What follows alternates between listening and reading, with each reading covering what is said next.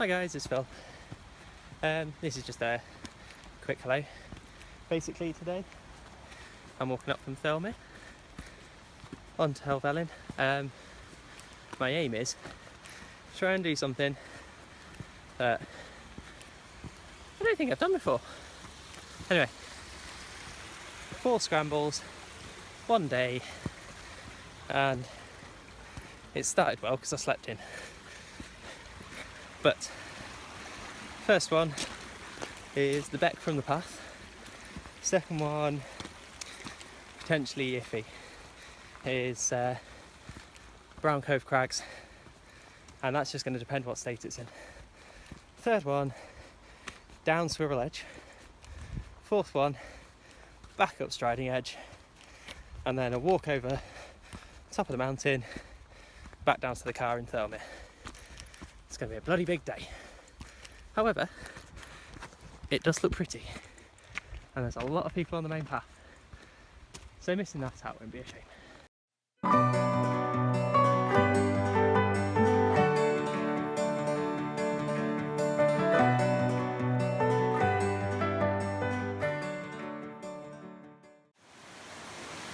So there's quite a lot of water, which I was expecting. The problem with this route is that it's obviously a gill scramble, and it's been raining quite a lot in Cumbria last week. We've had 2 dry days, so the water levels have started receding, but it's definitely still wet.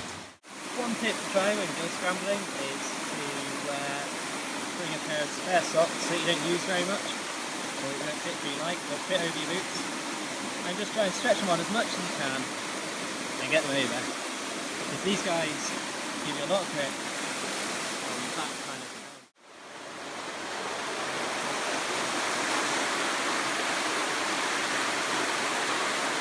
So I think I'm going to have to go up here. Great. Because this side here, although it looks alright, has this mossy crap. And I can't see good footholds to get me over it. Well, I got soaked on that bit, but it wasn't actually too bad in the end. Right, so that's the next obstacle. This is this stamp wheel here. Ugh.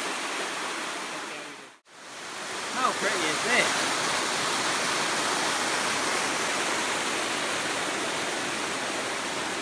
I definitely think in low water this would be a lot easier. Probably not recommended for beginners in this kind of like that. So just to show you that last bit, that was that wall. In the end I came up here, onto this section, through the water, and up these steps. This is my next obstacle, and again I think I'm going to bypass it on the left. This bit is really pretty. So here, I came up this side, first across here, got a very wet foot on this bit of rock here, which I'm presuming is dry in drier conditions. Got this bit, and on off land, just pick up these rocks here to the side, and go off down the way.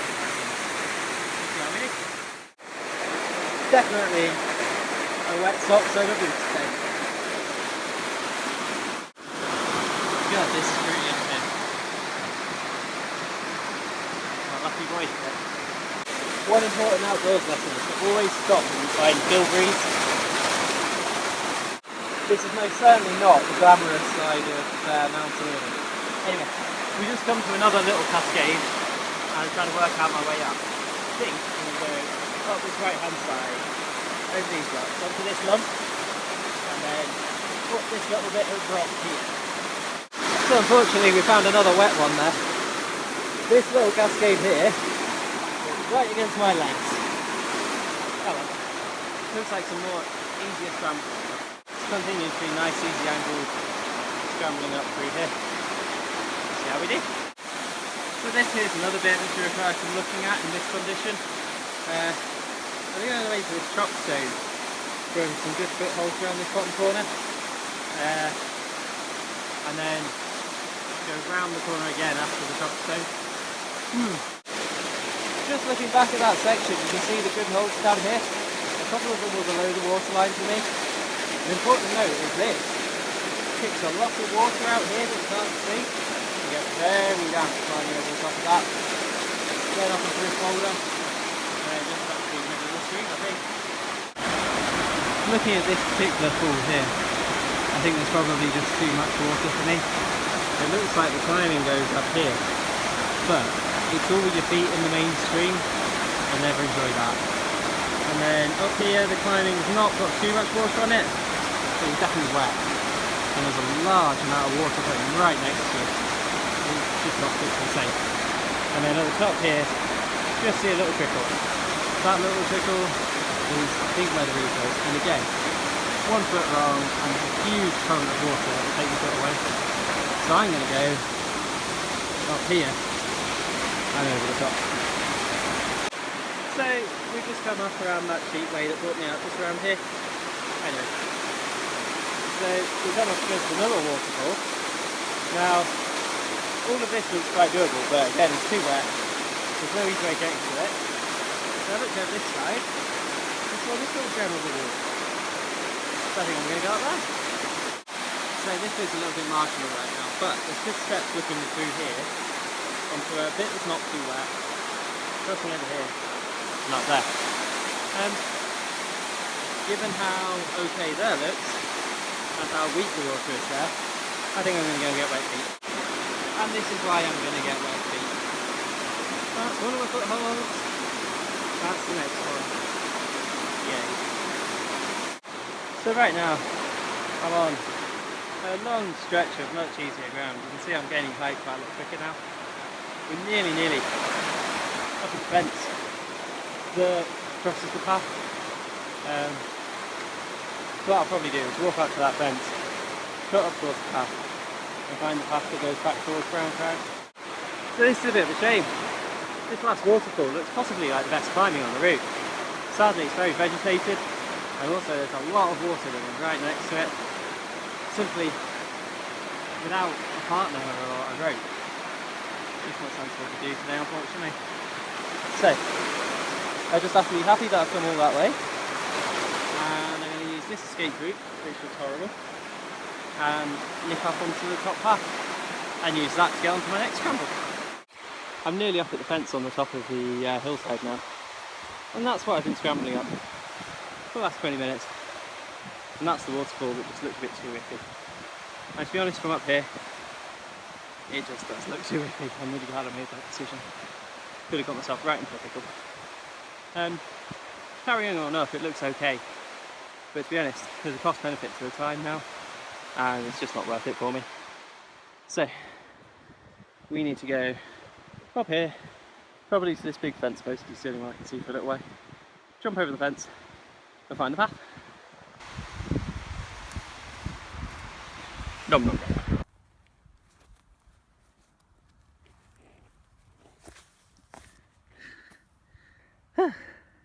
Freedom. Can't emphasise enough how the B1 boot to me is the boot of the Lake District. It really upsets me when I go into shops and I hear people wanting one boot to go to the lakes in Scotland, and they get talked out of buying a good pair of B1s, and they get talked into buying 2 pairs of B0 and B2 boots. Like, especially in places like the big chains such as Cotswold, where you get a lot of people who've been well trained and will say that that is the absolute gospel, what you have to do. But let's face it, most people can't afford 2 pairs of boots, so in an imperfect world, to me, 1 pair of do-it-alls is perfectly acceptable. I can walk in these all day, I can climb in these, I can boulder hop in these, I can wear crampons with these. So at this point where the path meets this wall, there's a very faint path. That's where I'm going. If you're wondering what the weird noise is in the background, it's this young gent here practicing his fly fishing on a moorside. You might also be able to hear his friends shouting at him a lot in their massive tents right next to the path, because that's the way things are meant to be done. So this bit of the walk is basically just a grassy slog. That's the Elmere behind me, and that's where I'm going behind me on that side. I own newer versions of this book, but I have to say I'm never upset when I have to borrow my dad's old version. The topos in it are actually remarkably useful. So this is the topo for here. And as you can see, we're not actually that far off. So that's the route I'm going to be taking up around Cove Crag.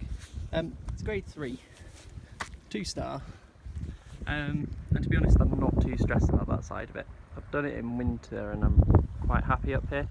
So I'm going to aim for this ledge here, come across, up this rib, onto the ground above, aim for the window, and then up onto there, basically. It shouldn't be too bad. If I'm having trouble, I'm not going to commit myself to anything I can't do. I'm just going to take my time. It really isn't as bad as it looks from down here though. This start is probably easier, or nicer than the start that the book suggests over here. But up here I'm going to have to follow exactly the same route because, yeah, this area up here, it's basically just terracey, grassy crap. And that's probably going to be my biggest danger. Anyway, we're in the nice valley below, Helvellyn Ghyll just over here. And yeah, if it wasn't so wet, this would be a lovely camping spot. Right, this is my first bit of easy scrambling on the crag now. Just going to go up here and turn that way. And the next bit again. Looking pretty simple.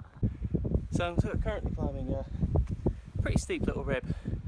Nothing difficult, definitely serious ground. Having a lot of fun though. I'll see you in a sec. It might not look very much, but this is one of the most serious bits of the route just here. At least in winter it was anyway. So we're going to go up here, up to this section, and then through. And there's a little window there. I made the mistake of going over the top of all this in winter and made it a lot harder than I needed to. Oh well, let's have a look. This is the wall I just went straight up last time. It wasn't hard, but it didn't need to be. When I get around this corner, oh, that's where I was meant to go. Okay, so that's where I just called through. I come up round on this terrace, over these rocks, to here on this terrace. And this is what's in front of me. I've got scramble up here, across here, and up and round there. Should be fun. Bilberries!